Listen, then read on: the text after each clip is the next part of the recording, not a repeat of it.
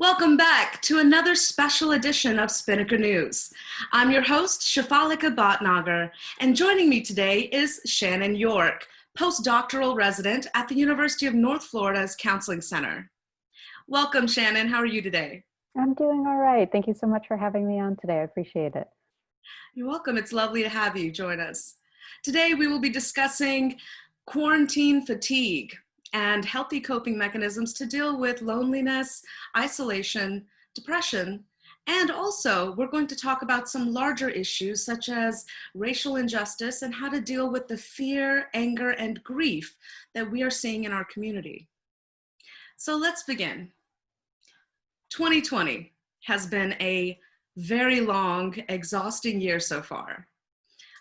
What have you seen, in your opinion, what have you seen our country go through as far as emotions so far? Oh my goodness. My goodness. I think we are all exhausted. I think, this began with this shift to moving everything back into our homes, to this idea of staying at home in order to keep our larger communities safe. That was a huge adjustment for us. People were feeling like there was this fear out there. There's this thing in the air. We don't know what it is. We don't know how we can get it. We're not really sure how to protect ourselves. And now everything in our lives has changed. Everything. Grocery store trips feel epically dangerous, feel like an Indiana Jones adventure. I still feel that way. So I think when we started with this COVID pandemic, it's almost like there's this computer program that's running in the background at all times, even when we feel disconnected from it, even when we feel like we're not really in the throes of battling with it. It's always that constant lingering anxiety of what if and what next and what's going to happen. And I think because of that, we are all just worn out. Now that's where we started, and now we've moved into kind of adding on top of that the racial justice movement that has stirred up so many more emotions: anger, fear, grief, confusion, overwhelm, exhaustion. So I think we have kind of a perfect storm for psychological struggles right now. And I'm hoping we can talk more about what do we do with all of that. So I'm glad that you're making space for this conversation today. Thank you. I think it's a very important topic to discuss. And not only can it help our students at the University of North Florida, but it can also help just our community. It's a conversation that needs to happen because it's only halfway through the year and we have been through so much so far. Much. Yeah. Right. So let's start with quarantine. And like you said, that it does feel kind of like an Indiana Jones adventure. You know, there's a threat around the corner that you have to overcome just to go do your groceries, just to go get a cup of coffee or, get gas.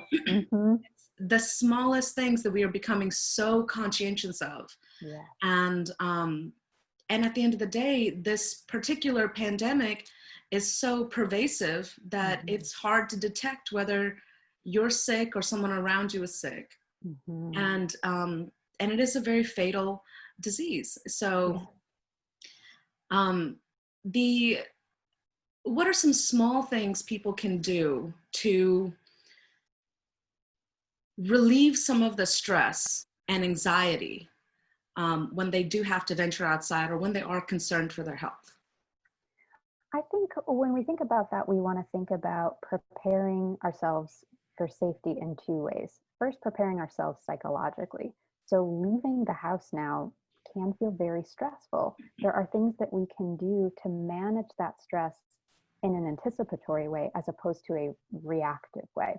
If we know that going to the grocery store is stressful, I can spend a few minutes in my car before I go in doing some paced breathing. And to do that, I might count how many breaths I'm breathing in a minute, and then see if I can do one more minute, a second minute, where I just slow the exhale just a tiny bit and see if I can get that number down by a few breaths per minute. Then I know, I have counted, I have a baseline of where I started, kind of in this anxiety of like, oh gosh, the grocery store again. And I can see that I've come down a little bit. Our body's in this fight or flight all of the time with all of these multiple anxieties that we're facing. And we want to take time to slow that body down so that it can relay the message to the mind that we're okay. So that's kind of one tiny, tiny thing that we can do to protect ourselves psychologically. Then we also want to think about protecting ourselves in safety ways and reminding ourselves of all of the things that we can do to keep ourselves safe. So, do I feel safer making sure that I have my mask with me all the time? That now we leave the house and it's phone, wallet, keys, mask, and making sure we have that with us. Will I feel safer with gloves? Will I feel safer having my food delivered? Figuring out what are the small things that we can do that increase that sense of safety for us, and making sure that we are doing everything in our power to increase those measures, accepting that there is uncertainty that comes with that, no matter how many measures we put in place. I see. I think that it's such an elegant and simple solution to just be conscious of your breathing, to remember that feeling safe is something you still have the power to try and build for yourself, even Yeah. in a world of uncertainty. And I do think that is, I've been reading a lot about what is the psychological result of being in a pandemic. And there are three things that folks are talking about. I was thinking about a specific article by a psychologist named Esther Perel, and she named three big things that are happening here. This isn't her field of study, but she wrote a great article about it. One is prolonged uncertainty, another one is ambiguous loss, and the third is anticipatory grief. So the prolonged uncertainty is, we have no idea how long this is going to last. Are my classes going to be online? Are they going to be in person? Am I going to be able to stay in the dorm? Where am I going to get my next meal? What's the grocery store going to be like? So all of that uncertainty, that's that fight or flight activating every time we have one of those future questions that we can't answer. So that's one piece. The ambiguous loss is losing all of these kind of things, normalcy that we used to have, that we just no longer have. But it's not a loss like, oh, my dog passed away. It's not something I can name and put a feeling to and understand and have a process for. We don't have a history of this. We don't know how to do this. So it's this kind of ambiguous, like, things are different and it doesn't feel good, but I don't know why. And then the third part is anticipatory grief. And that can be grieving both fear death, like, are my parents going to be okay? Are my grandparents going to be okay? Are my roommates going to be okay? But also grieving the loss of potentially losing housing, or potentially losing, going out to the bars again, and those being closed again, and restaurants being closed again. It's this fear of more loss when we've already given up so much, and that's been so hard to deal with in and of itself. Wow. I think those are fantastic points. I've studied some of Dr. Esther Perel's work before, and I admire how articulate and concise her 3 points were. It is almost a act of courage every day in the face of all this fear to not only take care of your own well-being, but also to care and stay connected to the people you love and care about when you're isolated. Yes. I remember when the quarantine first began, there was this funny little meme going around the internet saying that, for introverts, this was like their time to shine. This was great for them, right? Yes. And for extroverts, they were going stir crazy in their house, Yes. right? And in my opinion, it is, I think the novelty of being isolated is wearing off a little bit, and it does take a toll on the human psyche and the heart to be disconnected physically from touch, from being able to hug someone, from being able to go visit your parents, or go see your best friend, or if you have suffered a loss in your life, how to cope with that alone. I know from my personal experience, I have lost a dog, like you mentioned, and I have lost a best friend of 17 years during these last few months. And it is an interesting battleground to take on fear and isolation and grief together, and to get through it. And so we've talked a little bit about the anxiety. Let's talk a little about the effects of isolation, the lack of human contact, and how that affects the body and the mind. Absolutely. And I'm so glad you brought up the introvert meme, because that was me. I was like, oh, thank goodness, I don't have to feel guilty about not wanting to see anybody. I can't. This is great. So I really enjoyed that for a while.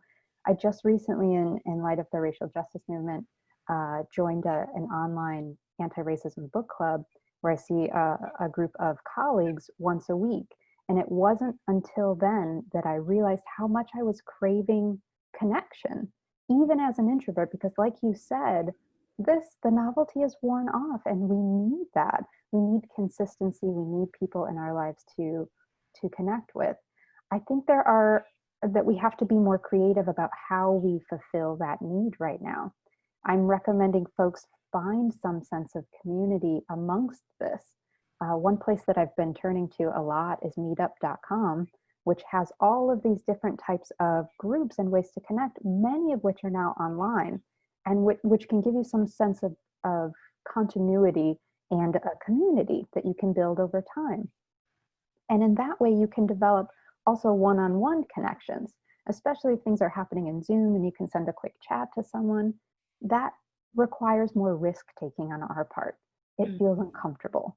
It's awkward. It's strange. They're new people. I have to make the first move and saying hello. And I think it's worth it. I think as humans, we are social creatures and we need it. We need the connection, even us introverts. Another place that people are turning is dating apps, which also includes space for friendships. So Bumble has a feature called BFF. It also has a professional kind of linking part as well. So you can meet people who have similar interests.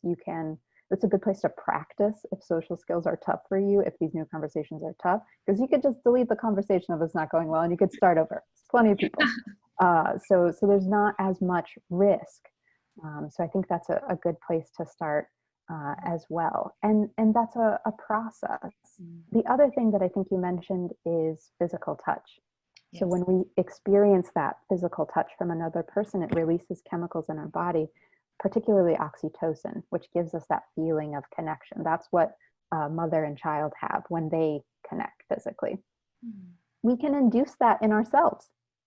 Really? Which is awesome. And it feels a little goofy and a little strange. And I will tell you, when I do this, I do feel physically and psychologically better. So we can actually give ourselves hugs, and we can kind of touch our skin like this, and it releases the chemical. It's not as strong as actually having a person with us, and it's something that we have. And again, we have to, in these times, be creative. So if we can give ourselves a little bit of that, if we can create a ritual with that's the way we wake up and go to bed, is hugging ourselves. Oh my gosh. Initiate that. What a beautiful way to start and end the day. Right. And I think it's nice too to check in. If I'm experiencing this pang of loneliness, can I just go, oh man, ooh, this is hard, and give a little bit of that to myself in that moment. That's a great way of activating that release of that beneficial chemical. That is such a clever life hack. I love that. And giving yourself a little hug, I mean, that's just, that's adorable. And I think that's a very clever way to get those endorphins released, as well as just remind yourself that, yes, physical contact is important. And, there are things to do, Yes. And if you're, I'm a little taken aback by that. I think that's such a clever, simple way to embrace the need for human contact. I think that's great. Literally embrace it. I love it. Literally, And wow, one thing I've heard some people talk about is doing things like yoga that kind of combined physical gentleness activities and breathing exercises together to kind of calm and stabilize the mind. I think one thing I've noticed about our society right now is we're living in a very reactive world, and we're in fight or flight mode constantly. And that gets our adrenal system pumping, and we forget that we need to go back into the parasympathetic system and the calming system so we can have rest and restoration to our mind.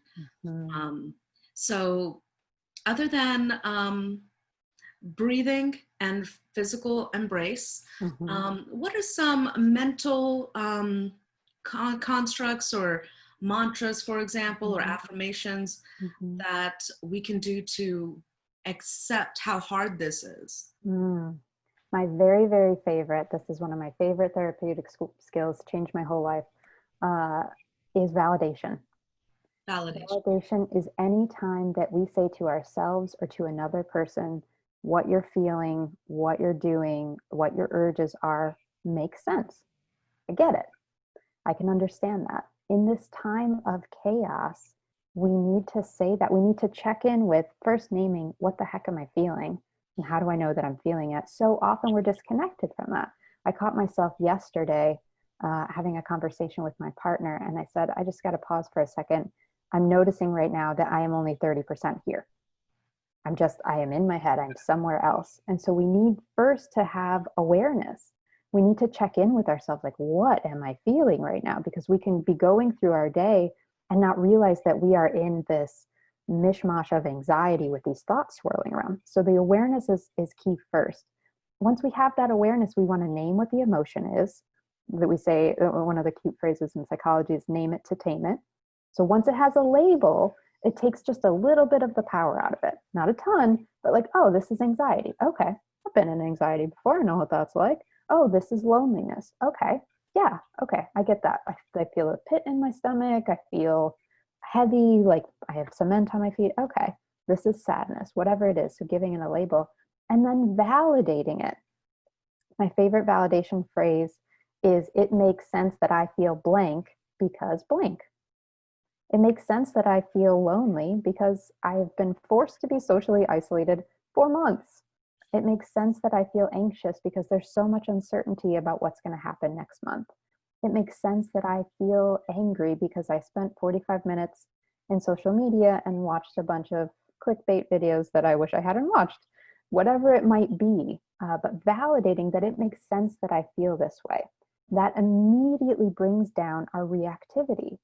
By contrast, if we try to push away the emotion or say this is stupid to feel this way, I shouldn't feel this way, that invalidates us and immediately increases emotional intensity. We think that, oh, if I don't want to feel this, I'll just put this somewhere else, that we're going to feel better. It doesn't work that way.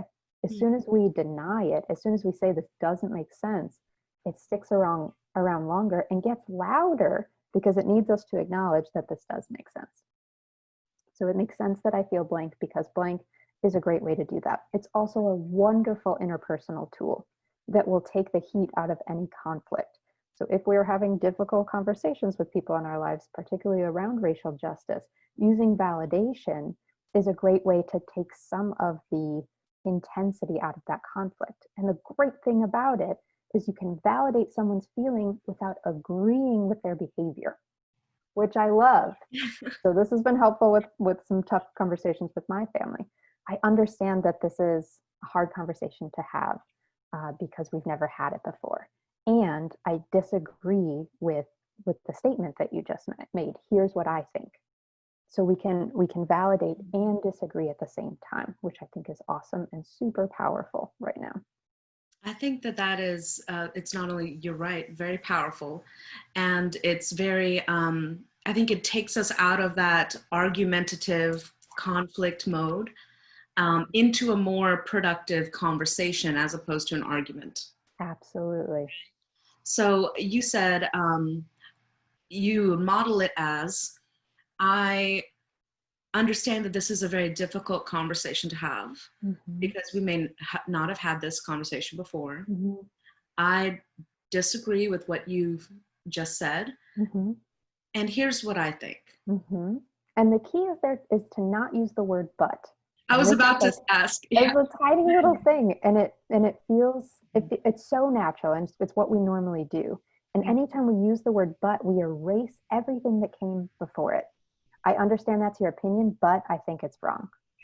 All I hear is, I think you're wrong. That's it. That's so the only thing that gets through. Have to use and. Okay. That's a very good conjunction. That's a very good point. I like that.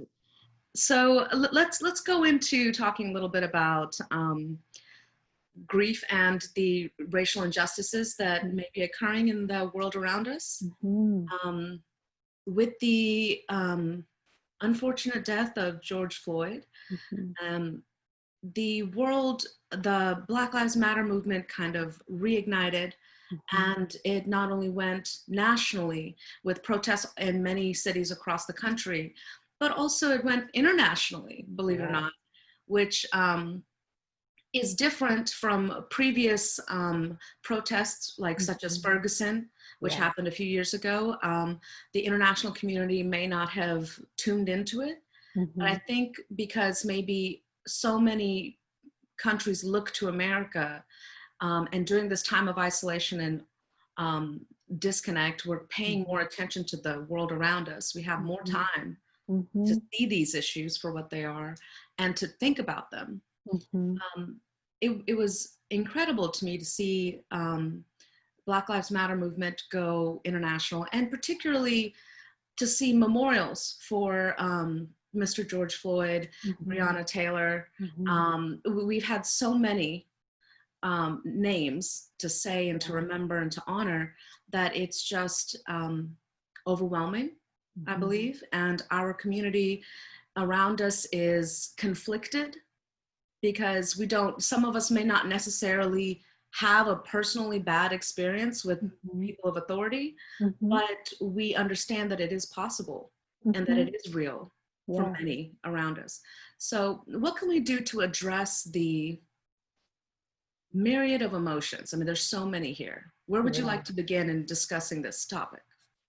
I think first we have to recognize that we have to limit our media consumption right now, uh, and in a very mindful way. So I think part of what happens when all of this is going on is that it feels like an ever evolving situation, which it is.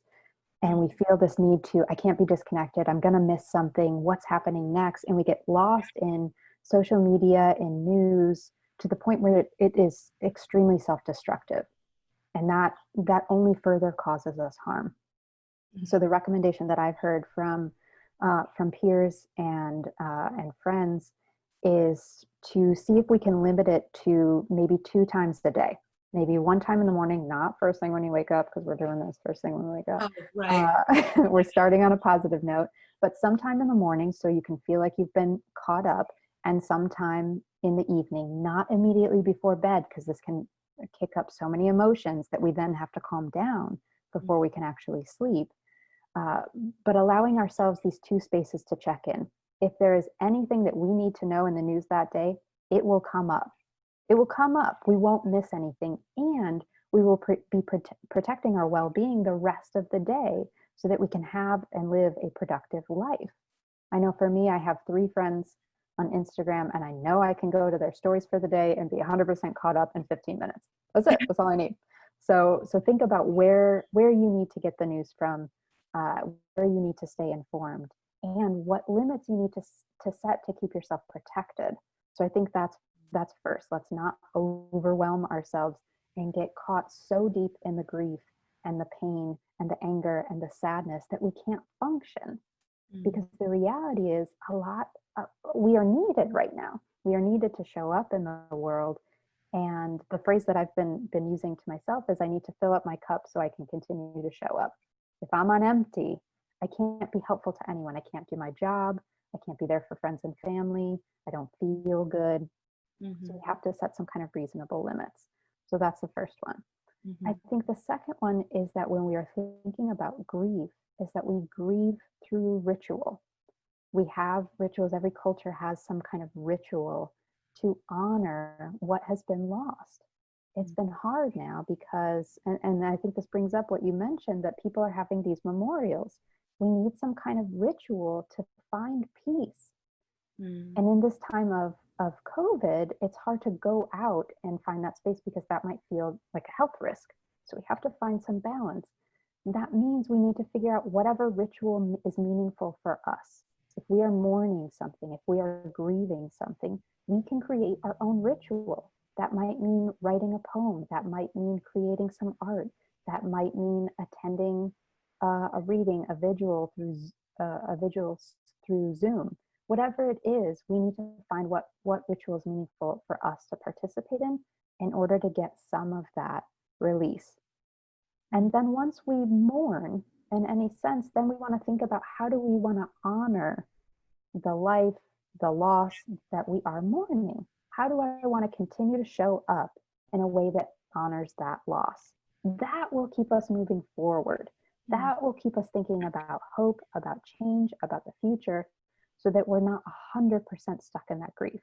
And we have to remember that that is not a linear process. We don't do the ritual, feel great, and go on our merry way. We will get stuck in and out of that. And we can know that we can always come back to creating ritual, creating some kind of way to honor that, and then move forward.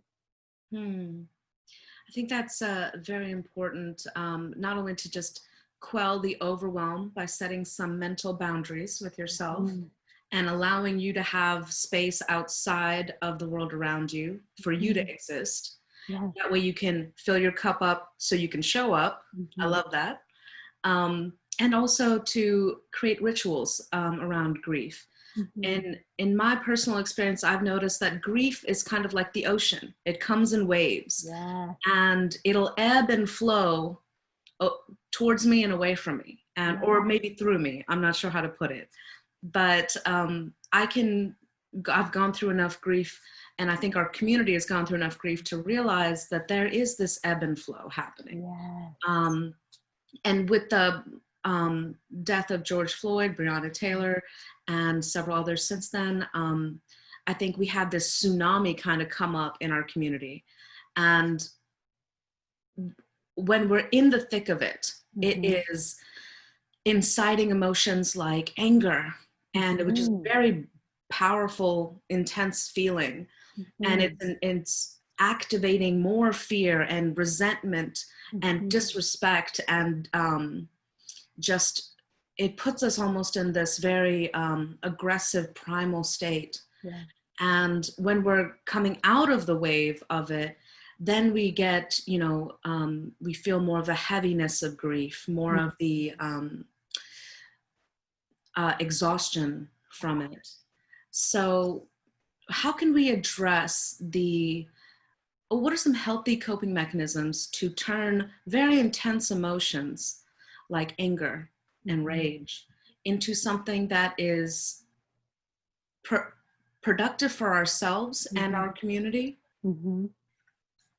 Yeah, I think with that, the first thing is awareness, is knowing that we're in it. Anger is such a hot emotion that sometimes we're already doing things that are getting us into trouble before we realize that we're in anger. So we want to be mindful of, what does anger look like and feel like in me? Is it a burning in the chest, a tightness, a knot? Does my face get flushed? Do I get sweaty? What is it? What are my cues so I know that I'm heading into that? And again, name it to tame it. I'm feeling angry right now. Then we can validate, we have that. It makes sense that I feel angry because there's so much injustice in the world, because another Black person was murdered today. How could this possibly be happening? So we can name it and we can validate it. With anger, I like to look at what's underneath. There is a really cool graphic online, if people want to look up the Anger Iceberg, where anger is the top part that we see, and there's all this other stuff that often is a part of anger. Anger is often a secondary emotion to something else. So the first emotion we feel is pain. The first emotion we feel is anger, is hurt, is sadness. And then as a result of that, the secondary emotion is anger. If we can get to the first one, we can take care of that. It's much safer to deal with hurt. It's much easier to deal with pain and to soothe ourselves and to be like, wow, this is so painful. This is so awful. I can grieve that if I get connected with the hurt. If we can't get out of anger, then we want to think about pros and cons of acting out of it, and anything we can do to kind of slow down that freight train. If I act in anger, what will happen? What are the consequences? And if I am angry, can I channel that anger into a productive way? So sometimes sometimes I'll use the anger that I feel to write some activist emails. And I block out some time in my day and I just, and I write everything. And then I wait 24 hours because I know if I send that, that's not an appropriate email to send. And so with anger, we want to try to slow everything down as much as we can. If we need a pause, if there are places that we're getting angry regularly, figuring out how can I take a step back to self-soothe, maybe use the breathing exercise to validate, and then come back when I'm in a more wise mind space so that I can do something productive with it. The thing is, we don't want to disavow our anger. We don't want to invalidate our anger because it's coming from a real place. We just want to figure out the whole story and what's the best way to channel that. I see. That's very interesting. I will definitely look up the Anger Iceberg. And I think it is very true that anger is a product of other emotions. Addressing the pain underneath anger is also very difficult. And I have heard many of my friends who have been hurting in regards to racial injustice their entire lives, and they're just tired of it. And facing the pain again just doesn't seem to do the job anymore. And so there's this point of exhaustion and this point of just the word I guess I'm looking for is there's this point of like, well, I give up, like I'm done trying to forgive the world or breathe, like there's this like frustration element when coming to the pain again and again and again throughout your life. The base emotion of feeling that based on the color of your own skin, that your life is in danger every day of the week. Yes. And there's no safe refuge. There's nobody protecting people of color. And that feeling is, it is not only so sad and tragic for those who love them to hear about, but it is, what can we do to support people feeling that way? I think for me, again, the most powerful support that we can do is validate. Again, of course, this is the most painful thing that we can imagine. And this must be so awful. The way you described it was so beautiful of really you're coming from a place of deep understanding of what this can be like as much as you can. If we were speaking about a person who differs from us racially, culturally, socioeconomically, whatever that difference may be. So honoring that through validation. I hesitate to give a blanket response because I think people need different things in different times. And if I say, okay, we need to support people by doing X, that's only going to work for 30% of the people. So I think giving folks autonomy in their choice of how they want to be supported. And so a lot of times what I'll do with my friends is say that I'm thinking about them. They've been on my mind. What do you need? What can I do? How can I show up for you? Not in a teach me how to be anti-racist way, but in a what do you need right now?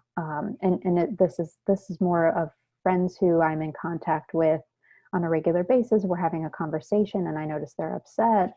And I'll say, what do you need? Do you need space to vent? Would a hug be helpful if we're in person? Is problem solving helpful? Do you need a distraction? Do you want to go to the beach? Whatever it is, but allowing the agency to come from that person so that we are supporting them in the way that feels right for them in that moment, because it isn't a one size fits all. I think the other important piece is at some point allowing space for joy again and again. Easier said than done.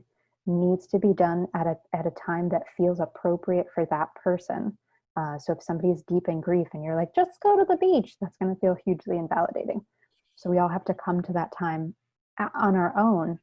And one of the best things to get out of a depressive state is what we call behavioral activation, which is just doing something, just doing something that's not lying in bed or watching Netflix. So that might mean walking around the block. And we can think about it in this scaffolding way. If I've been stuck in my bed with grief and pain and rage for 6 weeks, maybe the first step for me is then doing that from the couch instead of the bed. Maybe that's just step 1, to change up my routine. Maybe step 2 is a walk around the block. If we're already getting out, maybe step 3 for us, one of my favorite interventions right now is a 5-minute dance party, because it just gets the body moving, and it's a short amount of time. It's not going to take all day, but it's a way to get us out of that feeling of deep, deep heaviness, that weight, that cement block feeling that it feels like when we are in deep grief. And it allows us this tiny, tiny window of maybe joy, or maybe I dance out my rage in that way. Maybe I pick a song that feels angry and I go with that. That's great. Whatever it is, but moving the body, activating the body in some way to get some of that emotional release can be tremendously helpful if and when we're ready for it. Mm. The other piece I'll say about the when we're ready is there's a skill called opposite action, that when we are deep in grief or when we are paralyzed by anxiety, all of our urges say, stay frozen, stay safe, curl up, avoid, get away. And that actually makes things worse. So if I'm feeling anxious and I'm avoiding things, at some point I have to face the music, and it's going to be worse the longer I avoid. If I'm feeling grief and I am holding myself away from the community that I need to help me get out of this, then I'm prolonging my pain. And so we have to, in those moments when we're stuck, sometimes use opposite action to do the thing we don't want to do, which is jump in and hope that will get us out. Usually the first, if I take around the block and I walk around the block and I don't feel better, it's not going to make you feel magically better. We are still in a world where racial injustice is a tremendous problem, is literally life-threatening. Mm-hmm. So of course this isn't going to make this magically go away. And it's a first step to feeling some semblance of yourself again, of getting back into the world in a way where you can connect with some joy. Mm. I think that's a fantastic way, because I think getting stuck, you're right, you want to shelter in place, you literally want to freeze. Yeah. And just breaking that bit by bit by bit. I love the use of music, angry dance parties, or joyful dance parties. Those are probably very useful as well. I know I've done that in my time. I'd like to address one of the things that I think as people who want to support those of us who are struggling the most with this racial injustice in our community, one thing I want to address is that it isn't, I wouldn't want allies to put the burden on the members experiencing this to educate what we can do. I like the question of, what can I do for you? How are you today? I'm just thinking about you. Mm-hmm. I love you. Hope you have a beautiful day. Little things like that. I love that. I think that giving someone autonomy to say, I just really want to vent, or, I just want a distraction. Let's talk about funny TikTok videos we've seen, or yeah. What are you watching on Netflix? Letting them have the agency to come and explain what we can do to just help and support them. But one thing I want to make sure to address is that it is not anybody else's responsibility to educate ourselves on issues that are very complicated and bigger than all of us, and that need all of us in order to remedy. Yes. And one thing I found very useful is asking some of my incredibly poetic writer friends, what are some books I can read to understand this better? And just, I feel as if I'm doing something by educating myself. I feel as though I can come from a place of deeper love for supporting anybody that needs support. And it's something to do for me personally, intellectually, to stay out of my own grief and stay out of my own depression or anxiety. Because I feel like I am doing something by learning something. Absolutely. Right. Absolutely. So how can we, moving into dealing with the conflict, because when you do see the protests or you do have a difficult conversation with someone with differing opinions, what can we do to garner more respect and an open dialogue, in addition to validating them and still being heard? Like, what can we, is there any other stuff we can do to make sure that we respect each other and open this dialogue again? I think being willing to be wrong, that's a big one right now. That a lot of folks, no matter where you're at some point we are going to mess up. We're going to mess up. And so understanding that that is a part of this process and that it's important, and learning how to be somewhat more comfortable in the discomfort of messing up, and allowing time for ourselves to pause a conflict and come back to it. Because if emotions get high and we're not able to bring things back down through validation, through mutual understanding, then we can table it knowing that we can come back to it. And continuing these conversations. None of this is going to be changed in one conversation. None of it. Doesn't matter who we're having this conversation with. So we can pause and say, I feel like this is getting too hot for this actually to be productive. Do you mind if we come back to this tomorrow? And set a time. Because if you say, let's talk about this later, or we're done talking about this, then that doesn't have a specific follow-up date. And we need to keep having these conversations no matter how difficult they are. The other thing is, if you're feeling like you haven't done enough of your homework to be able to speak eloquently about this, say that. Hey, I feel like we're not on the same page and I don't have all the facts about this. Can we come back to this next week? Can we put something on the calendar? And then go do your homework so that you feel like you're on an even playing field, because it is a lot of information to take in at once. And in order to be productive in a conversation, we do need to have our data. I think the third thing that comes to mind is, what is the goal? What is the goal? What is the ultimate goal of this?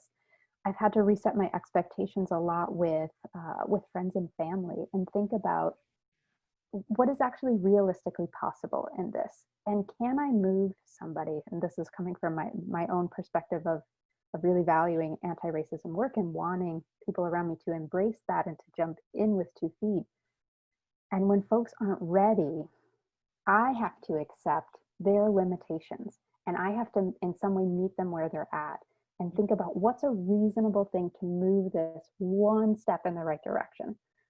So I know for my parents, I'm putting this out into the ether, let's just hope this doesn't get to them.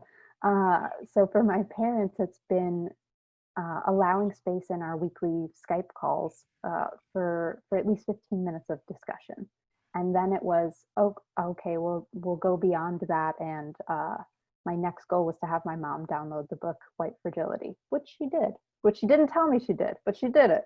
And then after that, even after moving those 2 little spaces, she suggested to me that we have a movie club about this. She's like, I can't read it, I'm too busy. And I was like, okay, I'm rolling my eyes. But she's like, but I'll watch a movie. And I was like, okay, great, this is awesome. And then really embracing those small steps, because over time, those are really meaningful and they're going to add up.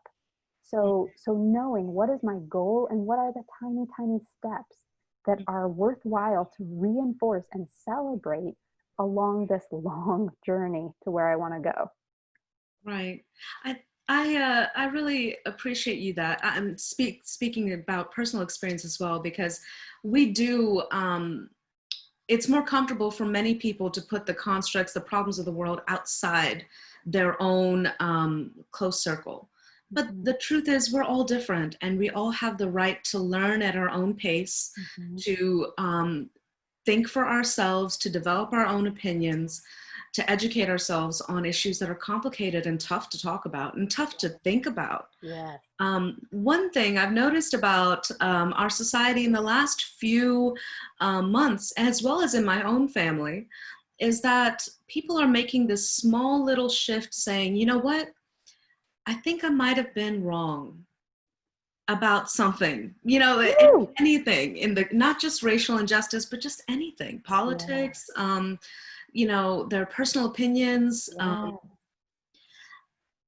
I think I might have been wrong. And I'm okay with that. And creating a space for people to say that about any topic, particularly very deep-seated Yeah. divisive issues such as politics or racial injustice, Mm-hmm.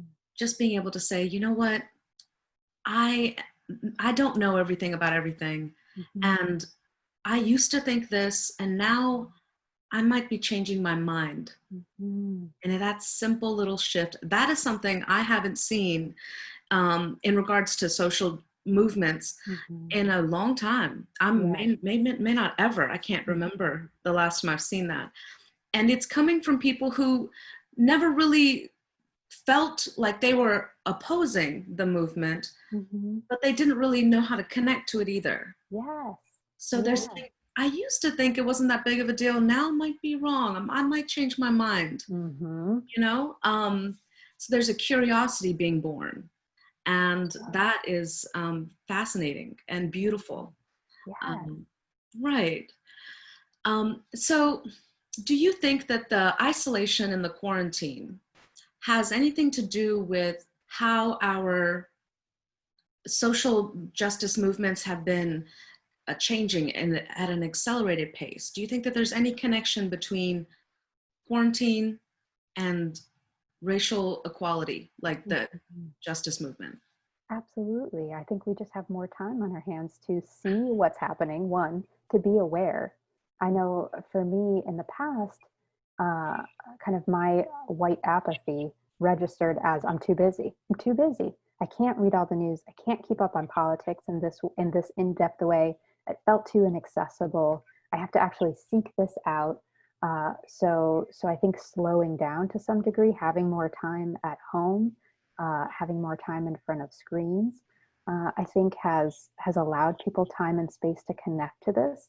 I think because of that, more people are being vocal about it. So I know I can't go on any social media right now without seeing so much. The majority of my feed is about this, which I think is both positive and negative in some ways. But it means that we can't escape this, and we actually do have to face it, which I think is so important. And so I think that's a piece too, that we have more time, that which means more people are using their platforms to say this message and to say it loudly. Um, and I think people have time to organize, to educate themselves, to become active, and that's just catapulting this movement in a way that you're right, it hadn't been in the past. I think it's been tremendous. Hmm. In a way, it makes me a little optimistic about Mhm. 2020. And this could be delusional thinking, so please tell me if I'm losing my mind. But I feel like going through all of this social unrest, going through all of these tragic, terrible events, these terrifying circumstances, is almost like going through, what's that phrase, out of the frying pan into the fire. Mhm. And I feel Yeah. like there's growth potential here for our culture and our society Mhm. to come out of this in a better way, to realize we really are brothers and sisters, we really are in this together, and have a sense of unity and Mhm. diversity after the chaos of the world calms down. Mhm. I wonder if, first of all, that's delusional, and second of all, if there is a bridge from where we are now to a sense of hope in the future. Mhm. I suppose, as far as is this delusional or not, the thing is about the future is that we don't know. And so we can choose to have belief that it will never happen, or that we'll go back, or whatever. And that will affect our actions. If my belief is this will never get better, then I'm not going to do anything to make it better. If I hold the belief that there is hope for change, then I'm going to be active in creating that change. So what we believe about the future, we don't know what's going to happen, but it does have an important impact on how we show up. So I think the hope is powerful, delusional or not. It's going to help us show up in a way that is much more productive than nihilism. Now I understand. I can absolutely understand if people feel hopeless, for sure. And when I'm able to, I want to hold on to that hope in the same way that you are, because it's motivating for me to continue to show up. I think the thing that concerns me is what happens if this slows down.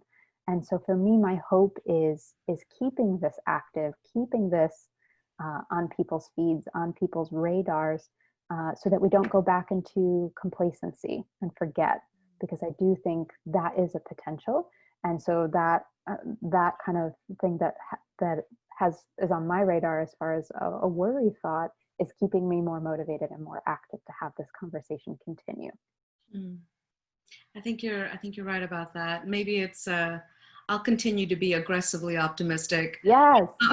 just for no good reason, just because. Yes. um, and I think you're right. There has been some slowing down of the news cycle of it, but there are still protesters Yes. every weekend, Yes. especially in Jacksonville. There are Mhm. still, June was Pride Month as well. And so there was protests for Black Lives Matter, and then there was marches for LGBT rights Yes. that kind of merged. The two groups met each other and became Yes. stronger and developed a bigger sense of community. And so that was beautiful, that I've noticed. And, it's still going on. It's not going to go away just because we turn to face another problem or another issue, Yes. or the news cycle change. I think that I'd like to ask questions from a place of not knowing, and also just curiosity. Um, as a person of I have an Indian heritage, so I will never be Caucasian or African American in my life. I will always be Indian, and as far as my heritage goes. But we are all Americans right now, and we're all going through this together. And I'd like to ask you questions. And you mentioned a word recently that I haven't heard before, and you said white apathy. And I've heard of the book White Fragility. It's on my to-do list as well to read it. But what are some things that white people are feeling, trying to overcome, perhaps a implicit bias maybe they didn't know that they had? Or what are some of your experiences when it comes to racial injustice in the world? How does it affect you, and how do you feel? Well, I've been, this has been something that's been on my radar for a long time, and I've been very active in other oppressed communities, and felt somewhat disconnected from the Black community. So as this happened, I was like, okay, I need to shift my focus and my energy there. And I knew that a big part of the work that had to be done was for me internally. And so I've been following a few people on social media who are anti-racism educators. And the one that has connected with me the most is a woman named Layla Saad, who wrote a book called Me and White Supremacy. And it is a journaling adventure, and woof, is it a doozy. Each day there's a prompt to look within yourself for where white supremacy is showing up as apathy, as fragility, as the not me, as exceptionalism. I'm not one of those white people. And really naming the way that we are, the way that I am. It has been incredibly painful for me to name the ways in which I have failed to show up for my Black friends and peers and colleagues. And it is such a necessary part of the work. It is my part of the work where I say, oh, shoot, I was wrong. I was majorly wrong, and I caused harm. And in acknowledging that, that is such a tremendously painful experience for me that will never, ever, ever compare to what it feels like to experience racism as a Black person in America. So I can hold that discomfort, and I can use that to motivate me to do better, to make actual changes. And that's part of the work that I'm doing, is really looking on an in-depth basis, and critically at how is that showing up in me, and how do I want that to be different. Hmm. I see. And, pain is pain, regardless of your skin color. I think that it's important to recognize that it is hard. I think, particularly a journaling exercise where day to day to day to day, Mm-hmm. you have to answer these prompts that address things about things you may never have thought of before. Mm-hmm. I think even someone like me could benefit from doing a journal like that, Mm-hmm. because we're all human beings and we all have implicit biases to some degree, Yes. whether it's being an American and we're biased in the international world, or Mm-hmm. where, a woman or a man, or, transitioning, we're biased, I Mm-hmm. mean, who knows? It's not just about race. And Mm-hmm. really, the color of our skin is just the difference in melanin. And the fact that for some it is life threatening and for others it is fine. It Mm-hmm. doesn't really affect, or it may or may not have negative fatal consequences. Yes.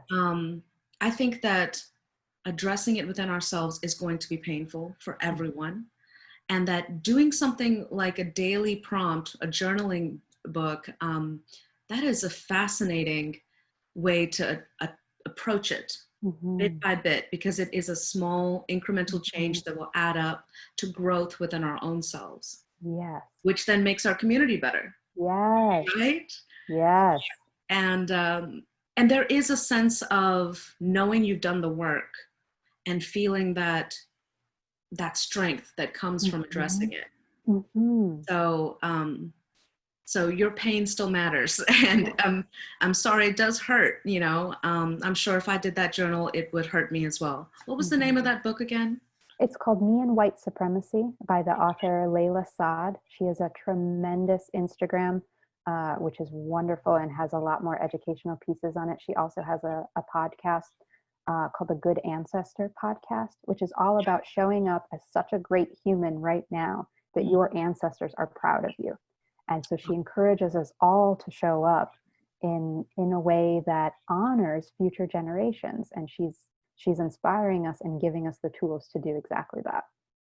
I love that approach, that Mhm. historical aspect of make your ancestors proud. Yes. I like that. I like that a lot. Um, there's another author that I've been reading recently, Dr. Brene Brown, and she's one of my favorites, Hmm. personally speaking. And one thing she talks a lot about is shame and vulnerability. Yes. And, she says shame has a couple of gremlins, little monsters in your head that Hmm. say, you're not good enough. Who do you think you are? You'll never, make a difference, things that cut you down. Hmm. And then she talks about vulnerability being the birthplace of courage, joy, belonging. Mm. Um, so let's talk a little bit about how shame and vulnerability affect not just the white community, the Black community, the brown community. Hmm. How is shame and vulnerability important to racial issues? Whew, I think that's a big question. That's a big question. I think we have to be vulnerable. We have to find that courage in ourselves to be incorrect, to name where we are wrong. And I think it's important for people who are doing this work outside of the Black community, for people who have white privilege, to be vulnerable in a space that that is safe to do so. So if we are putting our anti-racism journey out onto Instagram, and we're doing that because we want allyship cookies and we want to be told that we're such a good white person, that's actually doing more harm. And we are white centering ourselves in a space that this is not the place or time for that. So we have to find spaces where that is okay to be vulnerable and to not know and to get support around us that doesn't take away from the Black Lives Matter movement or cause more pain for BIPOC. So we have to be really mindful about how we access our vulnerability and what spaces and why. Mm. And I think so much good can come out of that as long as we're doing it in a mindful way. I think when you mention shame, one thing that comes up for me is the idea of cancel culture, Mm. where when someone takes a misstep, we decide that that's it, that's done. They're publicly shamed, and sometimes there are really grave consequences for that. I Mhm. think I think we're shifting to something more of accountability culture, which I think is healthier, by naming what you did was inappropriate, wrong, harmful, and this is the appropriate consequence. Now, sometimes those appropriate consequences are grave because the misstep that they took is severe, and they do need some kind of large consequence to say that's not okay. Mm. And I hope that that can be followed with some hope for them to grow. And if we cancel them outright, then we're saying you're wrong, you're bad, and you are incapable of change. If we hold them accountable, and then they access some other space where, again, where they're not going to cause more harm, where they can actually grow and learn from that mistake, then I think we're actually harnessing it for good, and we're gonna have more progress in the long term. So I'm noticing a lot of urges in myself to cancel people on my Facebook page, on my Instagram page, that I feel like are saying some things that maybe I don't agree with, and I'm trying instead to invite a conversation offline where we can connect as humans, and we can talk about maybe why that's harmful. If Mm. I just say something harmful back, then I'm not actually creating that room for change and growth. I think it's very important that you brought up cancel culture. Um, I, um, I believe it was Mahatma Gandhi that said, "An eye for an eye makes the whole world blind." Mm, Right? yeah. And so I feel that, cancel culture is a very reactive response. When Hmm. somebody does something that is very blatantly racist Hmm. or very aggressive or rude or violent Hmm. towards another person, and you have like a cell phone footage and you see somebody yelling at you about something Hmm. perhaps trivial, a small thing. There was one recently this week where a woman in a neighborhood verbally assaulted her African American neighbors because they had built a patio on their deck, and she felt that she needed proof that they had a permit Oh to my build that goodness. patio on their backyard deck. And she was calling the cops. And I think there are multiple parts to that small event. It's much larger than one cell phone footage. It Hmm. was the invasion of privacy, Hmm. the why is my back patio important to you. Hmm. It was the culmination of 2 years of previous moments of um, racial bias or implicit bias. Hmm. It was the threatening of calling the cops, which is synonymous nowadays with I'm going to go call somebody who'll come and kill you, essentially. Yes. It's a life-threatening gesture, Yes. right? Um, and it is the um, arrogance of not backing down, of not Mhm. realizing that this is inappropriate. It's the inability to check yourself and say, Yeah. I'm in rage mode and I need to calm Mhm. down. And the other neighbors who were male, female, Caucasian, different races, they were coming to the street saying, go home. Don't come near me without a mask. Please Mhm. stop. Calm down. Leave them alone. Mhm. Um, and there's so many small little things that add up to this need to react. Mhm. And the cancel culture is becoming like the modern day guillotine. Mhm. It's just off with their heads. Mhm. Um, and what we're doing is, even though people who are responsible for these outbursts of aggression and threats to other people's lives, even though they are in the wrong visually, you can see it's rather Mhm. obvious that they overstepped a line. We're dehumanizing them by saying they're just a monster, they're just a racist, they need to lose their job, lose their house, they need to go to jail, they Mhm. need to be sued, like all these dire consequences. We're dehumanizing the person who was wrong, Mhm. and it doesn't add up to justice for the people who were the victims of the of the aggression. Mm-hmm. It was not somebody's, they didn't deserve to be accosted like that in public, for Mm-hmm. example. But what we do is we're not helping either side, in Right. my opinion. And that is just an opinion. And it might be an uneducated opinion. It might be. And I'm okay with that. I'm okay being Mm-hmm. wrong. And being vulnerable. Right. But what I would like to see is, you want to move, you've mentioned moving from cancel culture to accountability culture. Mm-hmm. I have not heard that before, and I absolutely love that idea. I Mm-hmm. think, what is accountability culture, and what can we do to build that and to create that? Because cancel culture needs to grow up, and perhaps accountability is where we can go with it. Yes, I wish I had the answer for that. I think we need whole new systems, and it makes me think about our justice system as well, which does not rehabilitate. Cancel culture does not rehabilitate. What we need are systems that rehabilitate the actual sources of the problem. And to my knowledge, that doesn't yet formally exist. My hope is that someday it will. My hope is that someone will be motivated enough to create these kinds of systems. There are systems that exist that have been developed that can address this in a different way. One that I love, that I know this much about, but what I know I really enjoy, is called restorative justice, which creates a circle of everyone who is hurt and harmed in a community event is invited to speak their piece.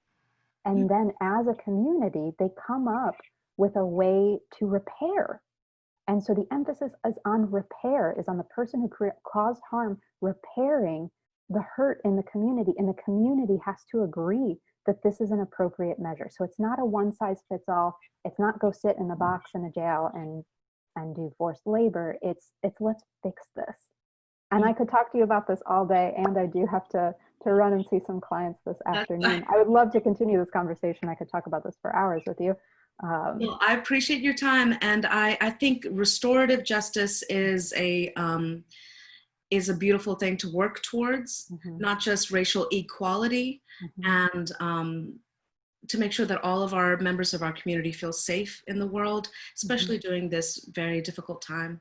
Yes. Thank you so much for giving me many things to look up and Google for myself, to educate myself on, and also to have an open, honest, authentic conversation with me about race and the quarantine and all of the emotions that go with it.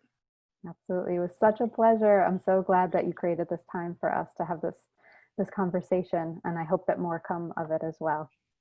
Thank you. Well, I look forward to speaking to you again. I think we should do this for a variety of topics. And I hope you have a beautiful day. And thank you for joining me today. Thank you as well. Take care. Well, for Spinnaker News, that is it for today. And we hope you enjoyed this conversation. Feel free to comment on our YouTube channel or find us on Instagram at UNF Spinnaker TV. Have a good day, and thank you for watching.